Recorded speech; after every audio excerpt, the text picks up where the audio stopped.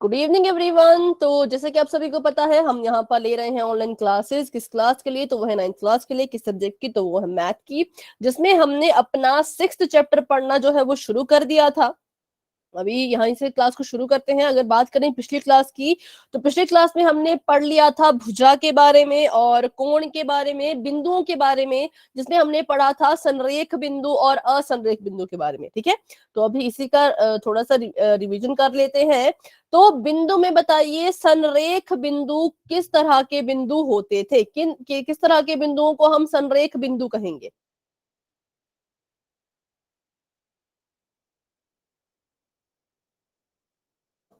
फटाफट से सोचिए और अपना आंसर बताइए।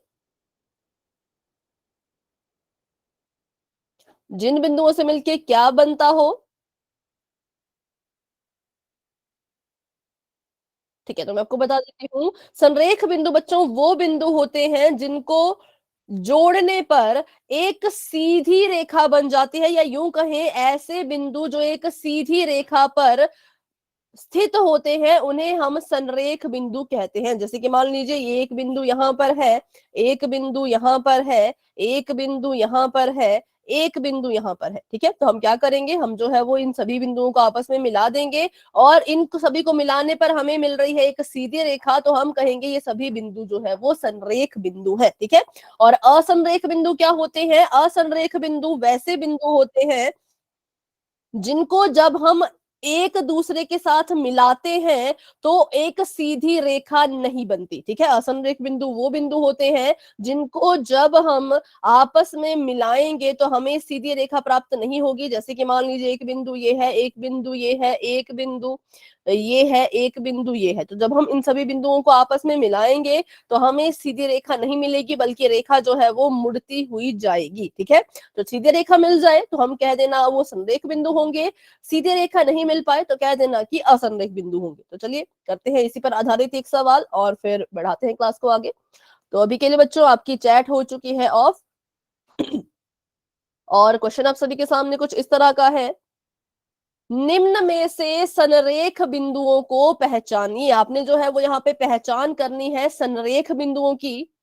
तो आपको यहाँ पे ऑप्शन दिख रहे होंगे, तो इसको फिगर को देखिए और यहाँ पर ऑप्शन देखिए और आपने अपना आंसर जो है वो पोल सेक्शन में देना है। कौन कौन से बिंदु यहाँ पर ऐसे हैं जो आपको संरेख नजर आ रहे हैं, ये आपने बताना है। कहां पर? तो पोल में। ठीक है, तो अभी के लिए पोल ओपन हो चुका है, सभी बच्चे जाएं अपना आंसर वहां पर दे दें कि कौन कौन से बिंदु संरेख बिंदु हैं, या फिर यूं कहा जाए इन चार ऑप्शन में से एक ऑप्शन ऐसा है जो हमें बता रहा है संरेख बिंदुओं के बारे में।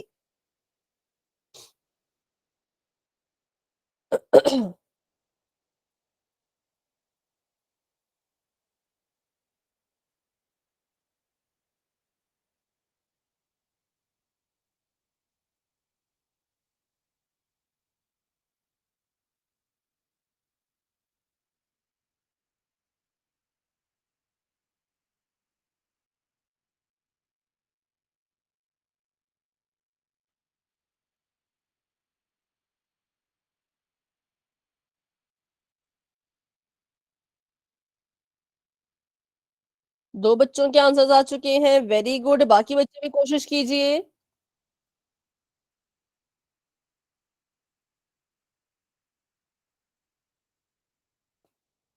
चार बच्चों के आंसर्स आ चुके हैं, वेरी गुड वेरी गुड, बहुत अच्छे।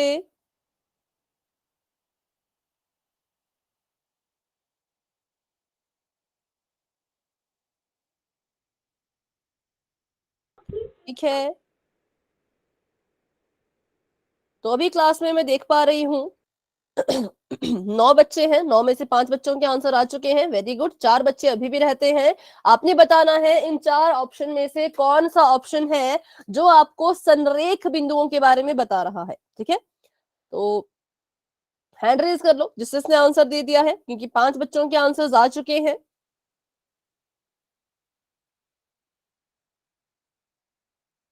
ठीक है, तो अभी हम कर लेते हैं 10 सेकंड्स का वेट और बढ़ते हैं आगे। 10, 9, 8, 7, 6, 5, 4, 3, 2, 1। अभी के लिए बच्चों पोल हो चुका है एंड, और इसका रिजल्ट जो है वो आपको अपनी स्क्रीन पे नजर आ रहा होगा, और अभी आप अपना आंसर भी बता सकते हैं। तो जहां तक मैं देख पा रही हूँ बहुत से बच्चों ने शायद ऑप्शन नंबर सी को टिक किया है, तो देखते हैं ये सही है या गलत है।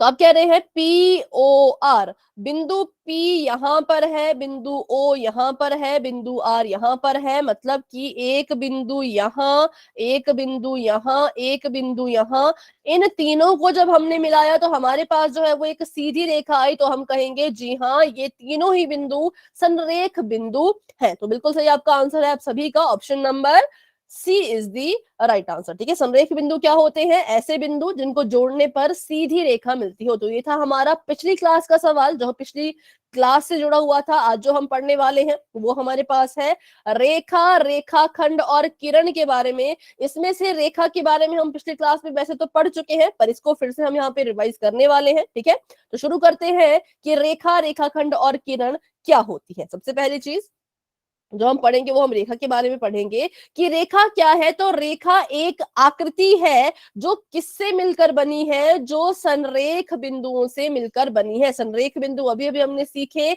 ऐसे बिंदु जो बिल्कुल सीधी रेखा बनाते हो, जिनको जब हम मिलाएंगे तो हमें बिल्कुल सीधी रेखा मिलेगी, उन्हीं बिंदुओं को हम संरेख बिंदु कहते हैं। तो जब आप असंख्य या फिर अनगिनत संरेख बिंदुओं को मिलाते चले जाओगे तो आपके पास जो है वो एक रेखा बनती चली जाएगी। ठीक है, तो इसे कहा जाता है रेखा। संरेख बिंदुओं से बनी एक ऐसी आकृति जो दोनों तरफ से अनंत तक बढ़ाई जा सके। देखो मैंने इन बिंदुओं को मिलाया, इन बिंदुओं को मिलाने पर मेरी रेखा यहां से यहां तक बनी, लेकिन इसका मतलब ये नहीं कि ये सिर्फ यहीं तक बनेगी, ये अभी इस तरफ से भी आगे को बढ़ती चली जाएगी। ठीक है, और ये जो है इस तरफ से भी जो है वो इस तरफ को जो है वो बढ़ती चली जाएगी। कहां तक जाएगी? तो अनंत तक जाएगी। अनंत मतलब जिसका कोई अंत नहीं होता उसे हम कहते हैं अनंत। तो ये जो रेखा है ये अनंत तक जो है वो जाएगी। ठीक है, बढ़ते हैं आगे और इसके बारे में जान लेते हैं। तो कुछ इस तरह की हमें नजर आती है। अगर हमने इसका निरूपण करना हो, इसको रिप्रेजेंट करना हो, तो हम क्या करते हैं? एक सीधी ऐसे रेखा लगा देते हैं और इस रेखा के दोनों तरफ ऐसे तीर जो है वो लगा देते हैं। तीर किस लिए? तीर हमें ये दर्शाता है कि ये जो रेखा है ये इस तरफ से भी इधर को बढ़ाई जा सकती है और इस तरफ से भी इधर को बढ़ाई जा सकती है। ये मतलब है किसका? तो इन तीरों का। ठीक है, तो आगे बढ़ते हैं, आगे इसके बारे में थोड़ा और जान लेते हैं कि अगर दूसरी दूसरी परिभाषा यहाँ पे ये बताई गई है, यदि अनंत बिंदुओं को एक के बाद एक जोड़ा जाए तो लगातार आपस में अगर सीधा जोड़ा जाए तो वह रेखा बन जाती है। अगर मैं अनगिनत बिंदुओं को एक के बाद जो है वो सीधा जोड़ती चली जाऊंगी तो मेरी जो है वो रेखा बनती चली जाएगी, और वो रेखा क्या करेगी?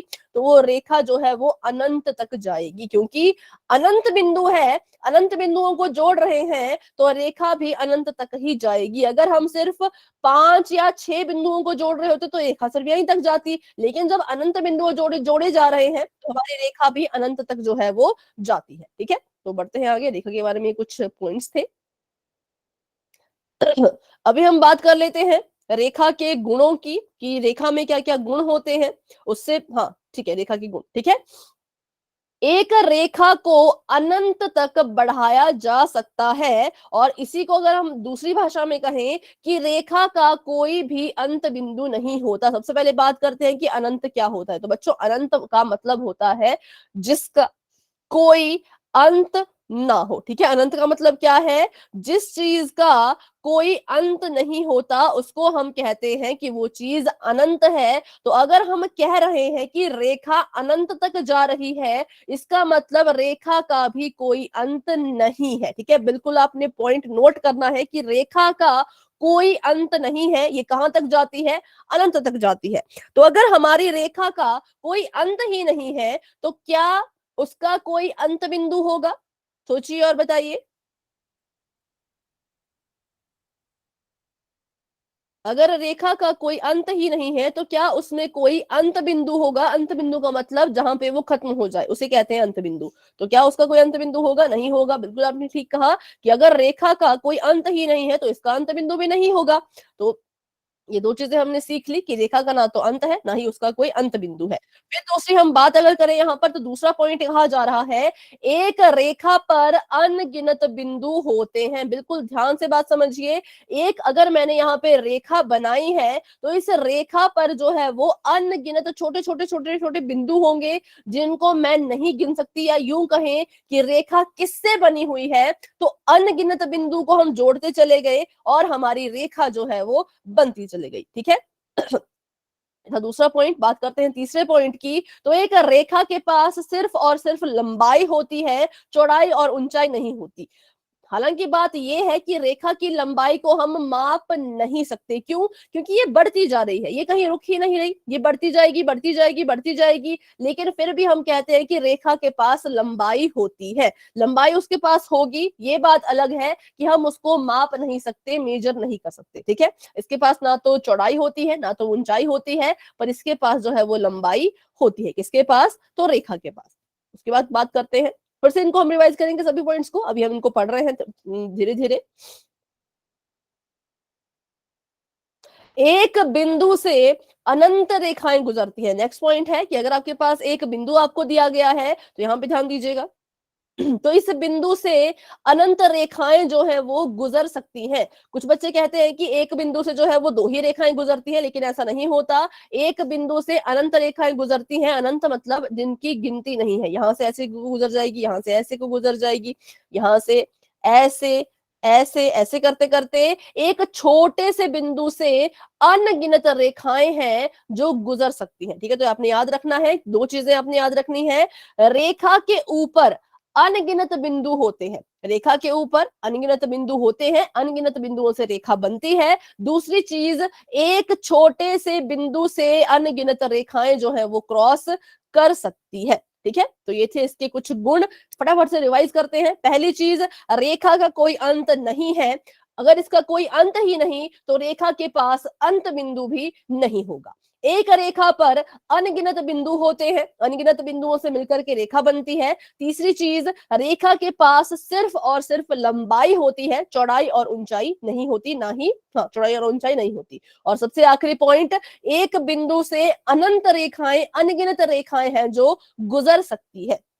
ये इसके गुण थे। अब बात करते हैं रेखा के निरूपण की, कि अगर हमें हमारे पास कोई रेखा है उसको हमने रिप्रेजेंट कैसे करना है, उसका निरूपण कैसे करना है। तो यहां पर मान लीजिए रेखा है जिसका नाम है ए बी। नाम तो आपको पता है, नाम आप कैसे लेते हो, तो एक बिंदु का नाम और दूसरे बिंदु का नाम। तो हमने कहा कि रेखा का नाम क्या है? ए बी है। इसको आप उल्टा भी लिख सकते हो, या तो ए बी लिख लो या तो बी ए लिख लो, इस पे कोई फर्क नहीं पड़ेगा। कोई सा भी पॉइंट पहले लिख लो, कोई सा भी पॉइंट बाद में लिख लो, कोई फर्क नहीं पड़ता। फर्क कहां पड़ेगा? तो इसके ऊपर। ए बी अगर एक रेखा है तो इसको दर्शाने के लिए आप इसके नाम के ऊपर ऐसे जो है एक लाइन लगाएंगे और उसके दोनों तरफ ऐसे तीर लगाएंगे। ठीक है। अगर आप किसी रेखा को निरूपित कर रहे हो और आपने ये तीर नहीं लगाए तो आपका जो है वो हम नहीं मानेंगे कि वो रेखा है। तो रेखा को निरूपित अगर करना है तो ऐसे लाइन लगाओ और उसके इधर उधर जो है वो तीर लगा दो। ठीक है। इससे हमें पता लग जाएगा कि ये रेखा है, क्योंकि तीर का मतलब होता है ये अभी आगे तक बढ़ाई जा सकती है, अनंत तक ये जाएगी। तो इसलिए रेखा को जब भी निरूपित करना हो हमेशा उसके सिर के ऊपर एक डंडा और उस डंडे के ऊपर दो तीर जो है वो लगाने ही लगाने हैं। अगर आपको इसका निरूपण समझ आ गया है, वाई टाइप कर दीजिए। इसके निरूपण में कोई डाउट है तो अभी के भी पूछे। मैम फिर से समझा। ठीक है, इसको फिर से हम समझते हैं। देखो, हमने अभी सीखा कि रेखा को निरूपित कैसे करना है, कैसे इसको रिप्रेजेंट करना है। तो हमें दिख रहा है, रिपीट कर दो, मैंने थोड़ी देर से क्लास ली है। बेटा पूरा तो अभी शुरू से रिपीट नहीं, मतलब हाँ रिपीट कर लेते हैं। बस उसके गुण हमने पढ़े हैं रेखा के, बाकी हमने ज्यादा कुछ नहीं पढ़ा है, तो उसको पढ़ लेते हैं फटाफट से। ठीक है। सबसे सॉरी, सबसे पहली चीज जो हमने पढ़ी कि एक जो रेखा होती है उसका कोई अंत नहीं होता। ठीक है। अगर आपकी रेखा यहां से शुरू हो गई तो ये यहां से भी आगे तक बढ़ती जाएगी और यहां से भी पीछे तक बढ़ती जाएगी, कभी नहीं रुकेगी। इसका कोई एंड नहीं है, इसका कोई अंत नहीं है। जब रेखा का कोई अंत नहीं तो हम कहेंगे रेखा के पास जो है वो कोई अंत बिंदु भी नहीं होगा। अंत बिंदु भी कितने होंगे, तो 0 होंगे, क्योंकि रेखा का अंत नहीं तो अंत बिंदु भी नहीं। फिर हमने कहा कि रेखा के ऊपर जो है वो अनगिनत बिंदु होते हैं, क्योंकि रेखा का कोई अंत नहीं है, तो जिन बिंदुओं से मिलकर के वो बनी है उन बिंदुओं का भी कोई अंत नहीं है। एक रेखा के पास सिर्फ और सिर्फ लंबाई होती है, चौड़ाई और ऊंचाई नहीं होती। हम बात करें तो इसके पास भी सिर्फ लंबाई है, चौड़ाई और ऊंचाई नहीं है। और सबसे आखिरी पॉइंट हमने सीखा था कि एक बिंदु से, एक पॉइंट से अनंत रेखाएं, मतलब कि अनगिनत रेखाएं हैं जो ऐसे ऐसे करके गुजर सकती हैं। कितनी? अनगिनत। एक नहीं, दो नहीं, चार नहीं, पांच नहीं, 10 नहीं, 100 नहीं, बल्कि अनगिनत रेखाएं बिंदु से होकर के गुजरती है। ठीक है, तो ये 4 पॉइंट्स हमने पढ़े थे। बाकी अभी ज्यादा कुछ इसके बारे में नहीं पढ़ा। फिर हम इस पर आ गए थे कि कैसे रेखा को निरूपित करना है, कैसे इसको रिप्रेजेंट करना है। तो मैंने कहा मान लीजिए इसको छोड़ते हैं, अगला उदाहरण देखते हैं ताकि आपको उससे ज्यादा अच्छे से जो है वो समझ आ जाए। मैंने एक रेखा यहाँ पे बनाई, इसको बनाया है तो तीर लगाना बहुत जरूरी है। अगर मैं तीर नहीं लगाऊंगी तो हम इसे रेखा नहीं कहेंगे। मैंने लिख दिया यहाँ पर एस, यहाँ पर वी, तो इस रेखा का नाम बताइए। बताइए फटाफट से, इस रेखा का नाम क्या है? सिर्फ नाम बताओ। Ma'am S. ठीक है, इसका नाम हम एस वी भी लिख सकते हैं, और क्या लिख सकते हैं साथ में? Ma'am V S. V S, दोनों।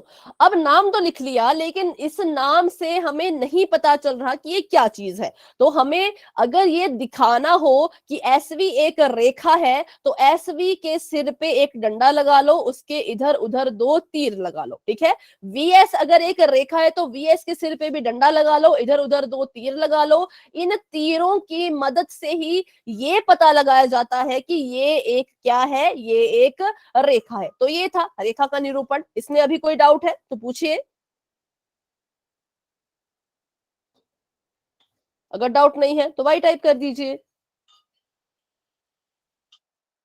इस तीर का मतलब है कि ये इधर को भी बढ़ेगी, इधर को भी बढ़ेगी, क्योंकि रेखा का कोई अंत नहीं है। अंशु का बेटा क्या रिपीट करना है, अगर आप बता पाए तो एग्जैक्टली? निरूपण रिपीट करना है या कुछ और है? माइक ऑन करके बता दीजिए।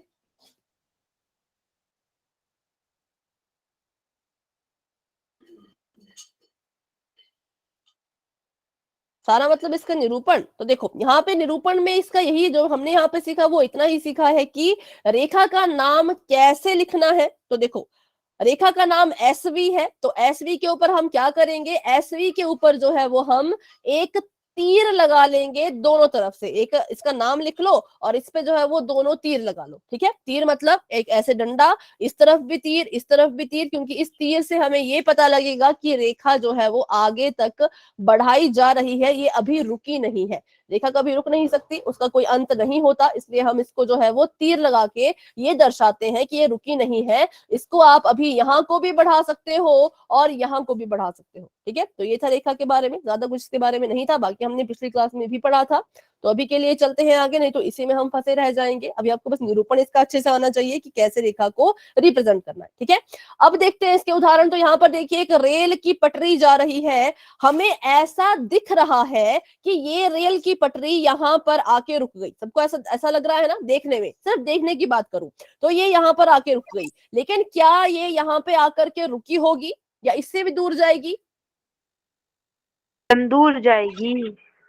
दूर जाएगी। तो देखो जो चीज हमें हमारी आंखों के सामने तक दिखाई देता है वो हमारे लिए विजिबल है, दृश्य है, लेकिन जो हमारी आंखों के बाद नहीं दिखता वो हमारे लिए अनंत हो जाता है। तो इसका मतलब ये रेल की पटरी की अगर हम बात करें तो ये रेल की पटरी यहाँ पे नहीं रुक रही, बल्कि इसके भी पीछे जा रही है। इसके पीछे की जो भी जगह है वो हमारे लिए अनंत है, इसलिए हमने कहा कि रेल की पटरी रेखा का उदाहरण है। रेखा भी अनंत तक जाती है, रेल की पटरी भी अनंत तक जाती है। ठीक है, वैसी बात कर ले इन तारों की, तो कभी हम चल रहे हो, ट्रेवल कर रहे हो, गाड़ी में हो, पैदल हो, कैसे भी हो, तो ये लंबी लंबी तारें भी हमारे साथ कई मीलों तक चलती हैं। तो हमने यहां से पता लगा लिया कि ये तारें भी क्या है, ये भी रेखा है। ठीक है, रेखा का उदाहरण है। अब बात कर लेते हैं रेखाखंड की। तो रेखा और रेखाखंड में एक समानता तो नहीं कह सकते, लेकिन हाँ, जो आपका रेखाखंड है, देखो यहाँ पे परिभाषा इसकी पहले पढ़ लेते हैं। रेखाखंड जो है वो रेखा का वह भाग होता है जिसके दो निर्धारित अंत बिंदु होते हैं। रेखाखंड क्या है? बिल्कुल सिंपल है, रेखाखंड जो है हमारी रेखा का ही एक छोटा सा टुकड़ा है।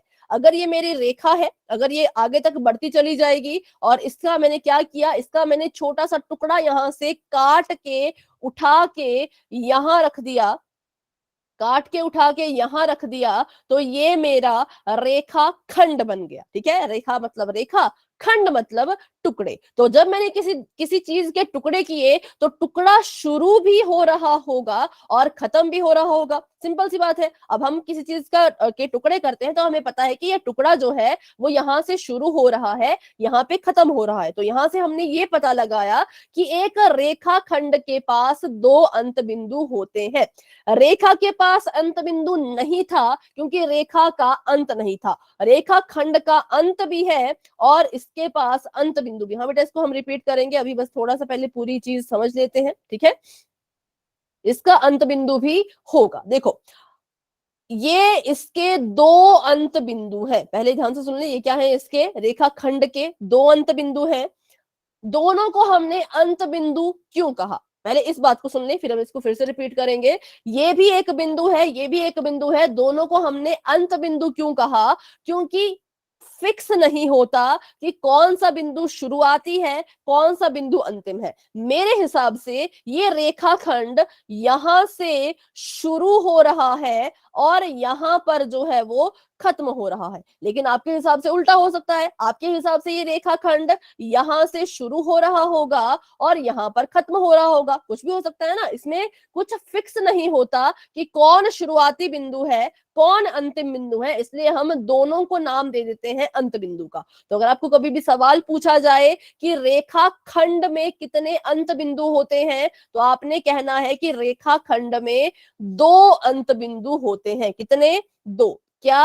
अंत बिंदु। ठीक है, जिसमें से एक स्टार्टिंग पॉइंट होगा, शुरुआती बिंदु होगा, एक एंडिंग पॉइंट होगा, अंतिम बिंदु होगा, लेकिन फिर भी दोनों का नाम हमने अंत बिंदु ही रखा। तो रेखाखंड में होते हैं दो अंत बिंदु। अब करते हैं इसको फटाफट से रिपीट कि रेखाखंड क्या है। तो कुछ नहीं है, रेखाखंड रेखा का टुकड़ा है। ठीक है, रेखाखंड क्या है? तो रेखा का एक छोटा सा टुकड़ा है। मैंने इस लंबी सी रेखा में से यहां से लेकर के यहां तक का टुकड़ा काटा, उसको उठा के यहाँ पे रख दिया, और जब इसको उठा के यहाँ पे रखा तो देखा कि एक बिंदु ये है, एक बिंदु ये है, यहां से शुरू हो रहा है, यहाँ पे खत्म हो रहा है, तो इनको हमने नाम दे दिया अंत बिंदु का।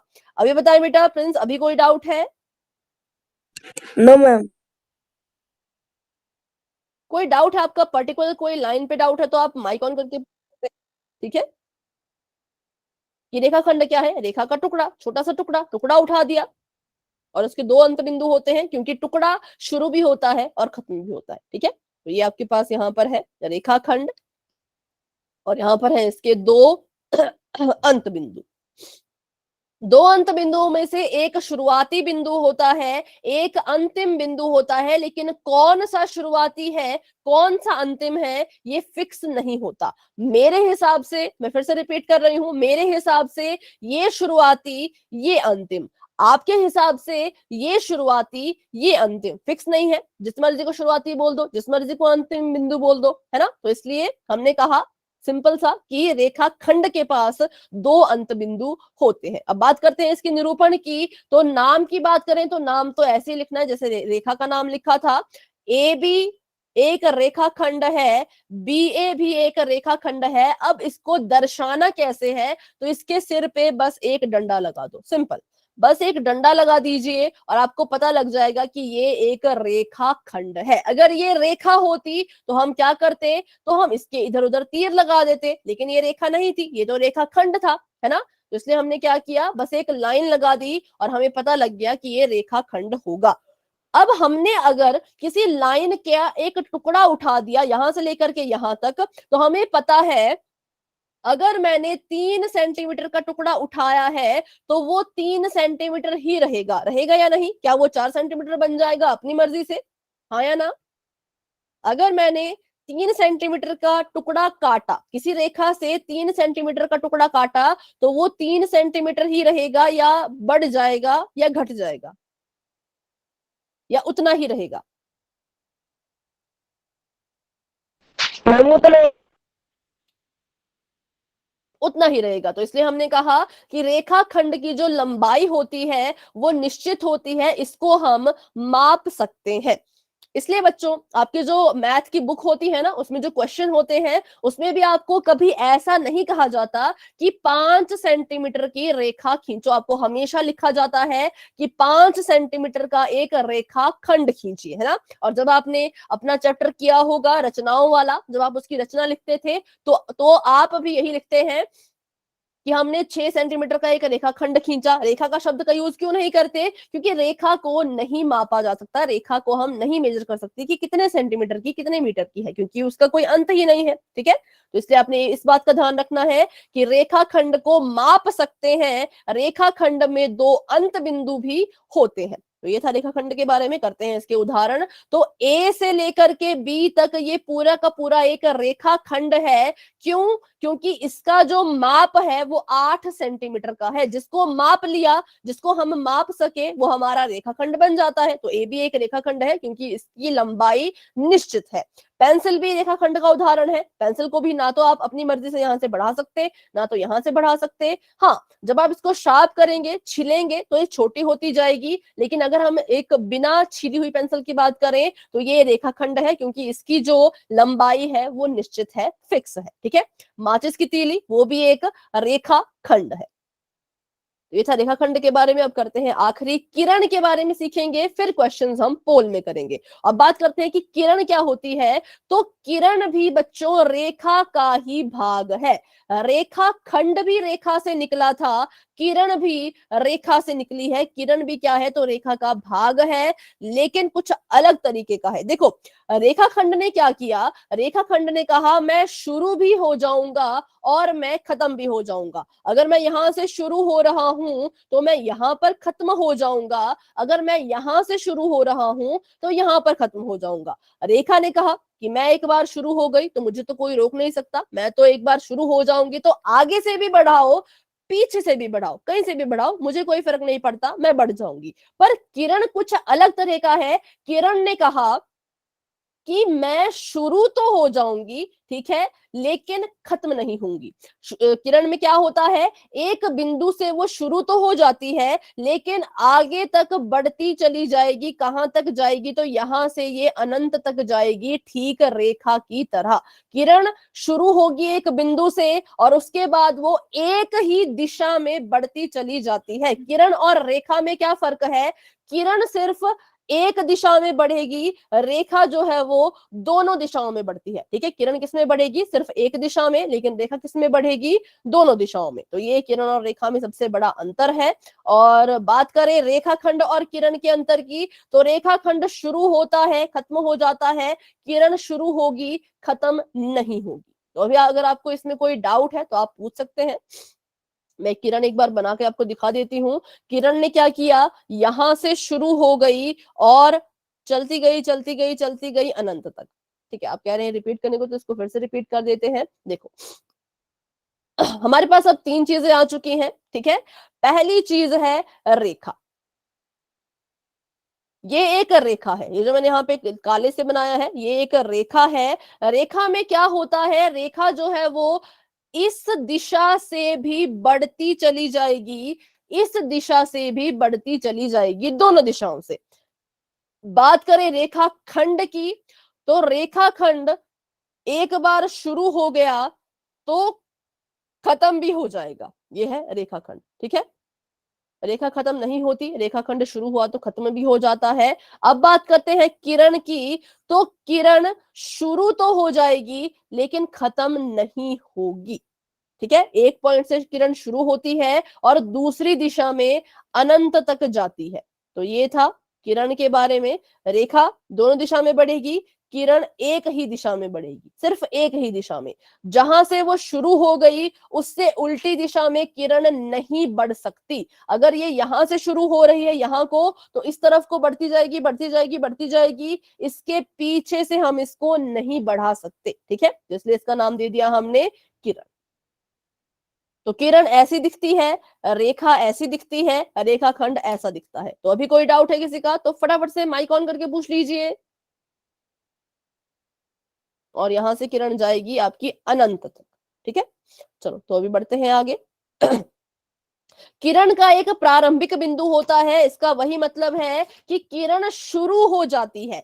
किरण शुरू होने के लिए उसको एक बिंदु की जरूरत पड़ेगी, लेकिन एक बार वो अगर शुरू हो गई तो उसका रुकना जो है वो नामुमकिन है, वो रुकने का नाम नहीं लेती, वो अनंत तक जाएगी, ठीक है।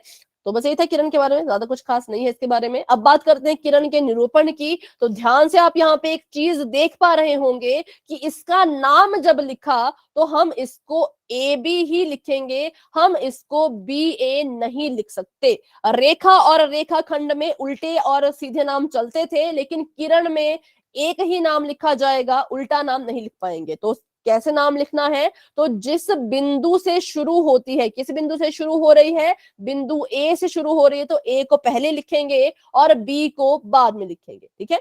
और इसको निरूपित करने के लिए क्या करेंगे, एक लाइन और सिर्फ एक ही तरफ को तीर लगेगा, क्योंकि ये किरण जो है वो एक ही दिशा को बढ़ती है, ठीक है। दोनों दिशाओं में तीर लगा दिया तो रेखा बन जाएगी, किसी भी दिशा में तीर नहीं लगाया तो रेखा खंड बन जाएगा। तो किरण के लिए एक दिशा में तीर लगाना है, ऐसे जो है वो किरण को निरूपित किया जाता है, ठीक है। तो अगर आपको ये समझ आ गया तो आप मुझे बताइएगा एक चीज,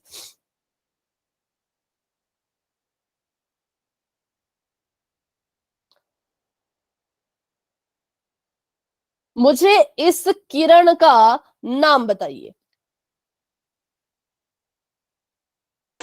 मैम LX। ठीक है, इसका जो नाम है वो होगा एल एक्स, क्योंकि एल बिंदु से ये शुरू हो रही है, जिस बिंदु से शुरू होगी उसको पहले लिखेंगे, और एक्स की तरफ को बढ़ती ही जा रही है तो एक्स को बाद में लिखेंगे। नहीं बेटा, कॉमा नहीं लगेगा, समीर कॉमा नहीं लगेगा साथ में, ठीक है, बिना कॉमे के साथ में दोनों को हमने लिखना है। तो और इसके ऊपर कैसा मैं सिंबल बनाऊं, क्या मैं बनाऊं बताइए, इसके ऊपर ऐसे करके क्या मैं बनाऊं, मैम किरण। किरण। तो मतलब कैसे होगा, वो शुरू हो जाएगी और इस तरफ को बढ़ेगी, तो ऐसे, ठीक है।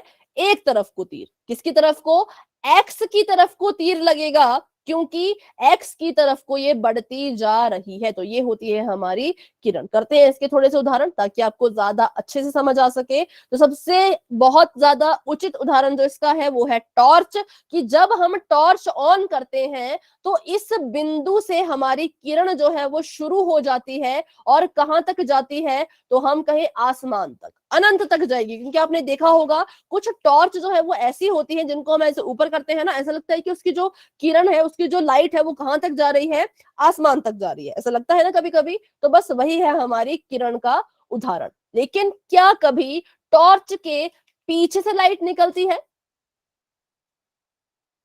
No ma'am. नहीं निकलती है ना। इसका मतलब किरण भी जिस दिशा को बढ़ रही है उसी दिशा को बढ़ती चली जाएगी, जिस बिंदु से शुरू हुई उससे आगे की तरफ को बढ़ती चली जाएगी, पीछे की तरफ को नहीं बढ़ती, ठीक है। जैसे कि हमारी टॉर्च है, बिल्कुल सेम वैसा ही। और बस यही था इसका उदाहरण। अभी बढ़ते हैं आगे। तो फटाफट से बात कर लेते हैं रेखा, रेखाखंड और किरण की, फिर क्वेश्चन हम करेंगे पोल में। सबसे पहली बात, रेखा का कोई अंत नहीं है। अगर रेखा का अंत नहीं है तो रेखा का कोई अंत बिंदु भी नहीं होगा, इसमें जो है वो जीरो अंत बिंदु होते हैं। फिर आता है रेखाखंड। हमें पता है रेखाखंड जो है वो रेखा का टुकड़ा है, टुकड़ा शुरू भी होता है खत्म भी होता है, पर कहां से शुरू हो रहा है कहां से खत्म हो रहा है वो फिक्स नहीं होता। इसलिए हम कहते हैं कि इसके दो अंत बिंदु होंगे, एक शुरुआती एक अंतिम, पर कौन सा शुरुआती कौन सा अंतिम कोई फिक्स नहीं है, ठीक है। तो इसलिए कितने अंत बिंदु, दो अंत बिंदु। बात करें किरण की, तो बताइए किरण में कितने अंत बिंदु होंगे। मैम एक। नहीं, थोड़ा सा गलत है। देखो, रेखाखंड में अंत बिंदु 2 क्यों कहा? क्योंकि फिक्स नहीं था कि कहां से शुरू हो रहा है, लेकिन किरण में क्या है? फिक्स है ना? फिक्स है, यहीं से शुरू होगी। लेकिन क्या ये खत्म होती है? No ma'am. नहीं, तो इसका मतलब 0 अंत बिंदु। ठीक है, प्रारंभिक बिंदु पूछा जाए, प्रारंभिक बिंदु, तो हम कहेंगे हाँ एक प्रारंभिक बिंदु है, पर अंत बिंदु नहीं है, क्योंकि हमारी जो किरण है वो भी खत्म नहीं होती है। ठीक है, तो इसकी रिप्रेजेंटेशन भी देख लीजिए। रेखा को निरूपित करना है, लाइन लगाओ, दोनों तरफ तीर लगाओ। रेखा खंड को निरूपित करना है, लाइन लगाइए, दोनों तरफ बिंदु बना दीजिए, ऐसे और ऐसे। ठीक है, किरण को बनाना है तो एक शुरुआती बिंदु और उसके बाद एक रेखा और तीर, तो ये आपकी किरण का निरूपण है। तो चलिए अभी इसी पर आधारित कुछ सवाल कर लेते हैं। पोल में ध्यान रखिएगा, रेखा के पास 0 अंत बिंदु, रेखा खंड के पास 2 अंत बिंदु और किरण के पास भी 0 अंत बिंदु। बढ़ते हैं अभी पोल की तरफ। अभी के लिए आपके बच्चों चैट हो चुकी है ऑफ, कर लेते हैं थोड़े से सवाल पोल सेक्शन में। ठीक है, पहला सवाल आप सभी के सामने बच्चों कुछ इस तरह का है कि एक रेखा खंड में कितने अंत बिंदु होते हैं? रेखा खंड में अंत बिंदु ये आपने बताना है। ऑप्शन आपको यहाँ पे नजर आ रहे होंगे, 1, 2, 3, 4। रेखाखंड आपका कुछ इस तरह का होता है, बिल्कुल ही लिमिटेड, बिल्कुल ही फिक्स होता है। ठीक है, ये आपका रेखाखंड है, आपने बताना है इसमें कितने अंत बिंदु है, जो कि आपने बताना है पोल में, जो कि आपको अभी थोड़ी देर में नजर आने वाला है। तब तक के लिए अपना ऑप्शन जो है वो चुन लीजिए और अब आप अपना आंसर पोल सेक्शन में जाकर के दे सकते हैं कि रेखाखंड में कितने अंत बिंदु होते हैं। चलिए, ठीक है, ठीक है, वेरी गुड, बहुत अच्छे। 7 बच्चों के आंसर्स आ चुके हैं, बहुत बढ़िया। क्लास में हमारे पास 14 बच्चे हैं, तो 7 बच्चों ने आंसर दे दिया है, 8 बच्चों ने आंसर दे दिया है। Very good, very good. सभी बच्चे कोशिश करें बच्चों, सही होता है गलत होता है बाद की बात है, पर कोशिश सभी करेंगे, अपनी अपनी से आंसर देने का पूरा प्रयास करेंगे। ठीक है, 8 बच्चों के आंसर्स आ चुके हैं, 6 बच्चे अभी भी रहते हैं, तो जिन्होंने आंसर नहीं किया है बच्चों अपना आंसर कर लीजिए। चलिए, 10 बच्चों ने आंसर दे दिया, वेरी गुड, बहुत अच्छे। 4 बच्चे अभी भी हैं जिन्होंने अपना आंसर नहीं दिया है। अगर आप में से किसी को नहीं पता कि पोल क्या है, कैसे आंसर देना है, तो आप मुझसे माइक ऑन करके बिल्कुल पूछ लीजिए। अगर आपको पता है पोल क्या है, कहाँ है, तो आप जाइए अपना आंसर दे दीजिए। नहीं पता तो आप मुझसे पूछ सकते हो। ठीक है, तो 10 बच्चों के आंसर्स आ चुके हैं, 4 बच्चों ने अभी तक आंसर नहीं किया, तो अपना आंसर दे दीजिए। आर्यन बेटा अपना आंसर दे दो, दीपा आंसर दे दीजिए, धीरज आंसर दे दीजिए बेटा, कुशाल, विशु अपने अपने आंसर दे दो। आंसर दे दिया है तो हैंड रेज कर लीजिए। चलिए करते हैं 10 सेकंड्स का वेट और बढ़ते हैं आगे।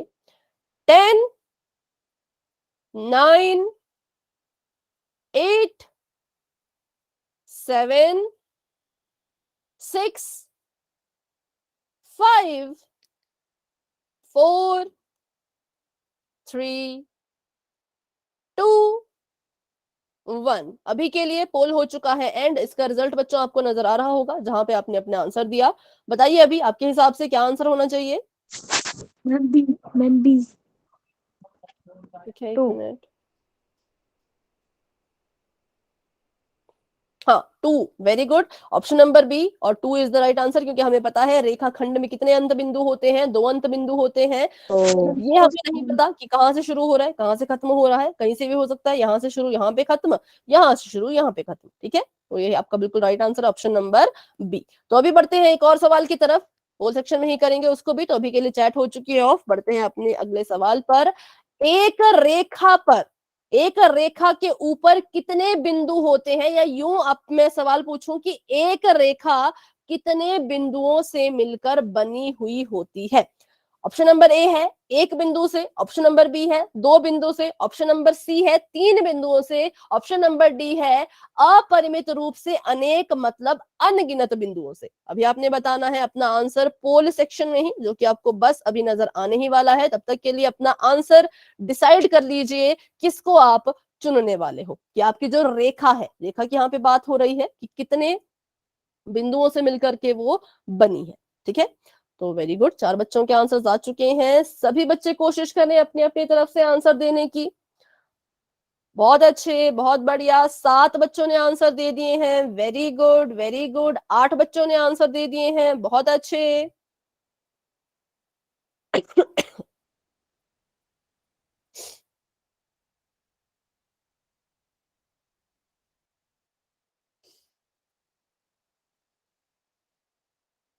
14 बच्चे क्लास में अभी भी, तो 14 में से 8 बच्चों के आंसर आ चुके हैं। 6 बच्चे अभी भी रहते हैं, तो वो भी कोशिश करें कि अपना आंसर जो है वो पोल में दे पाए। ठीक है, कि एक रेखा पर कितने बिंदु होते हैं, कितने बिंदुओं से मिलकर के एक रेखा बनती है, ये आपने बताना है। तो अभी कर लेते हैं 10 सेकेंड्स का वेट और बढ़ते हैं आगे। जिन बच्चों ने आंसर नहीं दिया वो कोशिश करिएगा कि 10 सेकेंड में अपना आंसर दे पाए। 10, 9, 8, 7, 6, 5, 4, 3, 2, 1। अभी के लिए पोल हो चुका है एंड, और इसका रिजल्ट बच्चों आपको अपनी स्क्रीन पे नजर आ रहा होगा कि कितने बच्चों ने आंसर दिया, उसमें से कितने बच्चों ने किस ऑप्शन को चुना है। तो बताइए, एक जो रेखा होती है वो कितने बिंदुओं से मिलकर के बनी होती है? अनेक बिंदु से। अपरिमित रूप से अनेक बिंदु, जिनकी कोई गिनती ही नहीं है। अनगिनत बिंदुओं को जोड़ते चले गए तब जाके हमें रेखा जो है वो मिलती चली गई। ठीक है, 1, 2 और 3 बिल्कुल ही बच्चों गलत आंसर है, क्योंकि रेखा को बनने के लिए अनंत बिंदु चाहिए, तभी वो अनंत तक जाएगी। ठीक है, तो बढ़ते हैं आगे। Option number D is the right answer. एक और क्वेश्चन कर लेते हैं पोल में ही। तो अभी के लिए पोल चैट हो चुकी है ऑफ। Mic off. और बढ़ते हैं अपने सवाल की तरफ। क्वेश्चन आप सभी के सामने ये है कि नीचे दी गई आकृतियों में से किरण को पहचानो। कौन है जो आपको लगता है कि किरण है, वो आपने पहचाने। किरण आप सभी को पता है, टॉर्च हो गया, सूरज की रोशनी हो गई, वैसी वैसी कुछ हमने उसके उदाहरण भी देखे थे। तो अभी उनको याद करके अपना आंसर आपने देना है पोल में कि इन चारों में से कौन सा ऑप्शन है जो किरण को दर्शा रहा है। ठीक है, ठीक है, वेरी गुड वेरी गुड।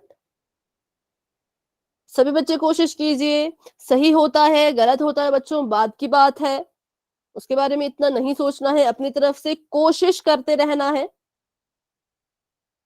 सही होगा तो अच्छी बात है, गलत होगा तो और भी ज्यादा अच्छी बात है, क्योंकि हम सीखेंगे, अपनी गलतियां हमारी सुधारेंगे, है ना। तो आप में और ज्यादा जो है वो इम्प्रूवमेंट होगी। तो इसलिए आंसर देने से कभी ना डरे, आंसर हमेशा देना है। 8 बच्चों के आंसर्स आ चुके हैं, 9 बच्चों के आंसर्स आ चुके हैं, very good very good. Class में हमारे पास है 14 बच्चे, 14 में से 9 बच्चों ने आंसर दे दिया। 5 बच्चे अभी भी रहते हैं, 10 बच्चों ने आंसर दे दिया। 4 बच्चे अब रहते हैं, तो बच्चों आंसर दे दीजिए अपनी अपनी तरफ से। ठीक है, 11 बच्चों ने आंसर दे दिया, वेरी गुड। 3 बच्चे अभी भी रहते हैं, तो आंसर दे दीजिए बच्चों। करते हैं 10 सेकेंड्स का वेट और बढ़ते हैं आगे।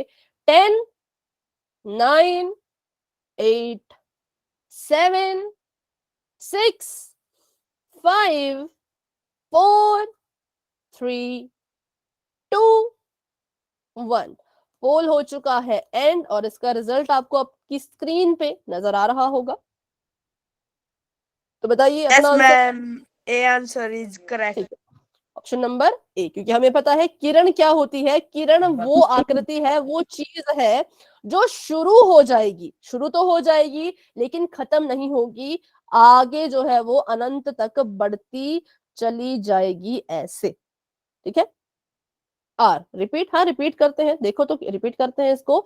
ऑप्शन नंबर ए राइट है। क्यों राइट है? क्योंकि किरण क्या होती है, किरण एक बिंदु शुरू हो जाती है, एक बिंदु से शुरू हो जाती है और दूसरी दिशा में बढ़ती चली जाती है। ऐसे जो है वो किरण को हम दर्शाते हैं। ये हमारी किरण का उदाहरण है कि शुरू हो जाएगी पर खत्म नहीं होगी। ठीक है, अच्छा अगर ए किरण है तो ऑप्शन नंबर बी क्या है? रेखाखंड। रेखाखंड, बिल्कुल सिंपल है, रेखाखंड। और ऑप्शन नंबर सी क्या है?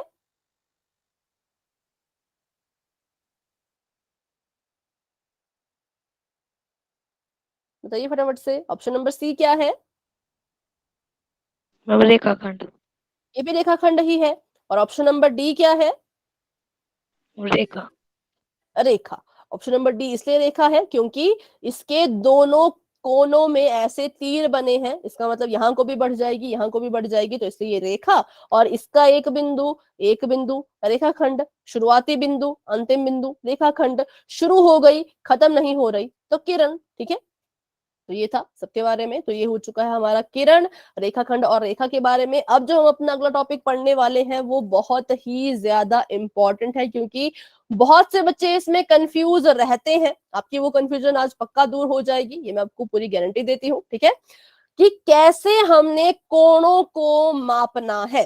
सबसे पहले बात कर लेते हैं कोणों की, कि कोण क्या होते हैं। हमने पढ़ा था दो भुजाएं या दो रेखाएं नहीं कहेंगे। देखो अभी हम पढ़ चुके हैं ना कि रेखा रेखाखंड में क्या अंतर है। तो रेखा नहीं कहेंगे क्योंकि रेखा तो कभी नहीं, उसको हम माप नहीं सकते। तो दो रेखाखंड या दो किरण जब आपस में मिल जाती है तो एक कोण जो है वो बन जाता है, जैसे कि यहां पर बन रहा है। ठीक उसी तरह ये जो कोण है ये बिंदु ओ पर बन रहा है। किस बिंदु पर? ओ बिंदु पर। पहले अगर हम इस कोण का नाम लिखें तो बताइए, अगर आप में से किसी को इसका नाम पता हो तो। कोण एओबी। का नाम। और एओबी। पहला तो, हाँ पहला तो ए ओ बी, दूसरा बीओए। बीओए। हमने पिछली क्लास में पढ़ रखा है कि कोणों के नाम उल्टे सीधे लिए जा सकते हैं। शर्त बस इतनी है, जिस बिंदु पे कोण बन रहा हो वो बिंदु बिल्कुल बीचों बीच आए। ठीक है, तो कोण का नाम है बीओए एओबी। इस कोण का शीर्ष कहाँ है? तो शीर्ष वो होता है जहां पर ये रेखा आकर के और ये रेखा आकर के मिली। ठीक है, उसको हम कहते हैं शीर्ष। जैसे कि मैं आपको बताती हूँ, ये एक रेखा यहां से ऐसे को आई, नीली वाली, एक रेखा हरी वाली यहां से ऐसे को आई, बिंदु ओ पर आकर के मिल गई, तो हम कहेंगे बिंदु ओ जो है वो शीर्ष है। ठीक है, और इसी बिंदु पर कोण भी बन रहा है, तो इस कोण का शीर्ष भी बिंदु ओ ही होगा। चलो तो अभी बढ़ते हैं आगे। कोण के बारे में हमने थोड़ा सा रिवीजन कर लिया है। सबसे पहली चीज, कोण को मापना है, किस में मापेंगे? भार को किलोग्राम में मापते हैं, केजी में मापते हैं, तरल पदार्थ को लीटर में मापते हैं। तो कोण को किस में मापा जाता है? कोण को मापा जाता है डिग्री में। तो आपने हमेशा याद रखना है, कभी भी अगर आप इसको पढ़ोगे तो कभी भी ऐसा मत बोलना कि ये 120 का कोण है, कि 120 का कोण। 120 का कोण नहीं कहेंगे, बल्कि हम कहेंगे 120 डिग्री का कोण है। ठीक है, 120 डिग्री। डिग्री देखो कैसे लिखनी होती है, तो पहले संख्या लिख लो, उसके सिर पे छोटा सा गोला लगा लो, ये हो गया 120 डिग्री। ये मैंने लिखा 45, 45 के ऊपर लगा दिया गोला तो 45 डिग्री। मैंने लिखा 90, 90 के ऊपर लगा दिया गोला तो 90 डिग्री। तो कोण को मापने का मात्रक कौन है? तो वो है डिग्री। ठीक है, डिग्री में किसी को कोई डाउट है तो फटाफट से पूछ लीजिए, नहीं है तो वही टाइप कर लीजिए। ठीक है, बढ़ते हैं आगे। उसके बाद ये सीख लिया कि किस में मापना है, डिग्री में मापना है, किसकी मदद से मापना है। तो चांदे की मदद से हम जो है वो कोण को मापते हैं। रिपीट करने को आप कह रहे हैं, रिपीट करते हैं। देखो सिंपल सी बात है कि कोण को किस में मापा जाता है। जो हमारा कोण बनता है ना, हम उसको किस में मापे? तो हमने कहा कि कोण को जो है वो डिग्री में मापना है। जैसे कि मैंने कहा कि ऐसा कभी मत कहना कि ये 120 का कोण है, हमेशा हम कहेंगे कि ये 120 डिग्री का कोण है। 120 का नहीं, 120 डिग्री का कोण है। ऐसे कोण को मापा जाता है किसमें? तो डिग्री में। डिग्री का साइन सिंबल क्या है? तो ये छोटा सा गोला। कोई भी संख्या लिख लो, उसके सिर पे छोटा सा गोला लगा लो, तो ये डिग्री बन जाएगा। अब ये 45 नहीं है, अब ये 45 डिग्री बन चुका है। ठीक है, तो ये था इसमें निखिल, ज्यादा कुछ नहीं था इसमें। ठीक है, बढ़ते हैं आगे। तो किसकी मदद से मापना है? चांदी की मदद से। चांदा जो है, इसको हम चांदा क्यों कहते हैं? क्योंकि इसकी जो शेप है, दिखने में ये किसकी तरह है? छोटा थोड़ा सा चांद की तरह है। आप इसको अपनी भाषा में, मतलब जब आप इसको अपने किसी नाम से पुकारते हो, किस नाम से पुकारते हो? डी। डी। डी। बिल्कुल सही है, डी। क्योंकि देखने में ये डी भी है। अभी इसको ऐसे रखा है, इसको उठा के ऐसे रखो तो डी बन जाती है, डी की शेप बन जाती है, इसलिए इसको हम शॉर्टकट में डी कहते हैं। ठीक है, तो बस यही था इसमें अभी के लिए। और चांदे को पहले अच्छे से देख लेते हैं। प्रोटेक्टर। प्रोटेक्टर। और इसमें कितने से कितने डिग्री तक का कोण हम माप सकते हैं? 0 से 360 डिग्री तक के कोण जो है वो मापे जाते हैं। इसका उपयोग कैसे करना है वो हम देखेंगे अभी। ठीक है, पहले इसके बारे में थोड़ा जान लेते हैं कि प्रोटेक्टर जो होता है, डी जो होती है, वो असल में कैसी दिखती है, क्या क्या उसमें होता है, वो सब कुछ एक बार देख लेते हैं ध्यान से, जूम करके अच्छे से, है ना।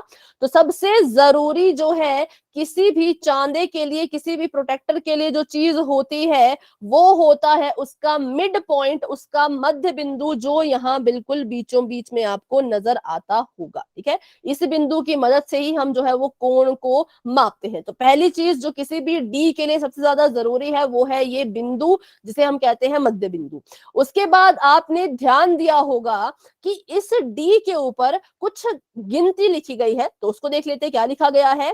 पहले इन्होंने यहां पर देखो 0 से शुरू किया। ठीक है, अंदर लिखा है, इसको थोड़ा नीचे लिखा है और 0 से शुरू किया है। 0 से शुरू करके कहां तक जा रहे हैं ये? तो 0, 10, 20, 30, 40, 50, 60, 70, 80, 90, 100, 110, 120, 130, 140, 150, 160, 170, 180 तक। अंदर भी इन्होंने यही किया है ना। अंदर भी क्या बेटा, फिर से बोले, क्या आप कह रहे हैं?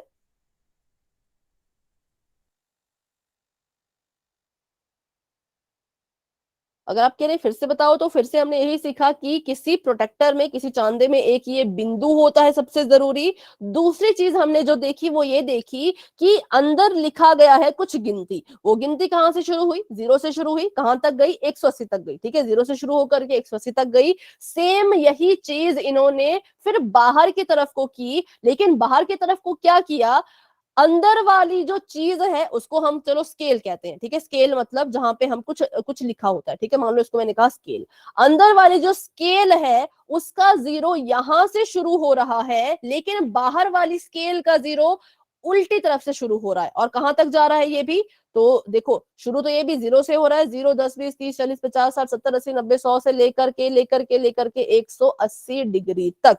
ठीक है, तो सवाल ये उठता है, बहुत से बच्चे कंफ्यूज कहाँ रहते हैं कि कब नीचे वाली स्केल को पढ़ना है, कब ऊपर वाली स्केल को पढ़ना है। अगर आपका भी ये डाउट है तो फटाफट से वाई टाइप करें कि अगर आपको भी ये पता करने में दिक्कत होती है कि कब ऊपर वाली को पढ़ना है, कब नीचे वाली को पढ़ना है।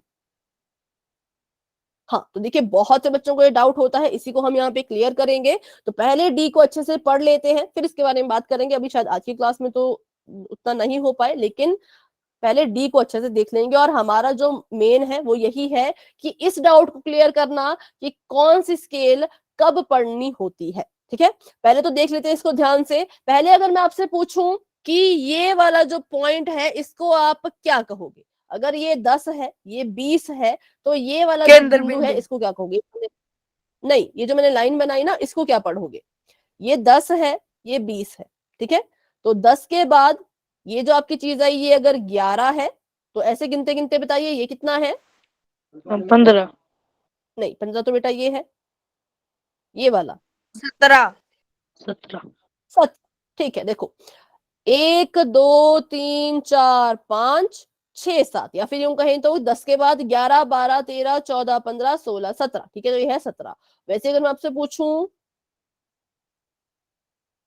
नीचे वाली, देखो अब इस वाली स्केल को पढ़ना, इस वाली स्केल को पढ़ना, और मुझे बताओ ये कौन सा पॉइंट होगा? 115। अगर ये 115। अगर ये 110 है, ये 120 है, तो बिल्कुल सही, ये 115 होगा। ठीक है, इसमें क्या करना है आपने? तो 110 से 120 की तरफ को जाना है। अगर ये 110 है, 70 और 110 का सेम पॉइंट है, तो अगर ये वाली चीज 70 की भी है, 110 की भी है, तो ये हो जाएगा 111, 112, 113, 114 और ये 115। नीचे वाली स्केल पढ़ी तो ये 115 है। ऊपर वाली स्केल पढ़ो और ये बताओ ये चीज क्या है? सेम वही चीज पर ऊपर वाली के लिए बताओ। 65। ठीक है, बिल्कुल सही। तो आपको ये पढ़ना बच्चों आना चाहिए, इसमें कोई डाउट है तो बिल्कुल आपने पूछना है। अगर मैं इस वाली स्केल को पढ़ूं तो ये चीज बन जाए, ये 60 है, 61, 62, 63, 64, 65, तब ये 65। बन जाएगा 65। लेकिन अगर इसी चीज के लिए मैं नीचे वाली स्केल को पढ़ूं, नीचे वाली स्केल को पढ़ूं तो 110 था ये, 111, 112, 113, 114, 115। ठीक है, तो ऐसे हमने जो है वो इनको पढ़ना होता है। तो चलो अभी इसको यहीं तक के लिए रखते हैं। अगर आपको इसमें कोई डाउट है स्केल पढ़ने में तो आप क्लास में रुके रहें, हम इसकी थोड़ी सी प्रैक्टिस कर लेंगे। लेकिन अगर आपको स्केल पढ़नी आती है, बस ये पढ़ना आता है कि किस पॉइंट पे कौन सी चीज होगी, तो आप क्लास को लेफ्ट कर सकते हैं। ठीक है, बाकी कौन सी स्केल कब पढ़नी है ऊपर नीचे वाली, वो हम अगली क्लास में बिल्कुल अच्छे से डिटेल में डिस्कस करेंगे। तो चलिए बच्चों, अभी के लिए good night and bye bye. किसी का डाउट है तो क्लास में बने रहें, बाकी हम मिलते हैं फिर अपनी अगली क्लास में।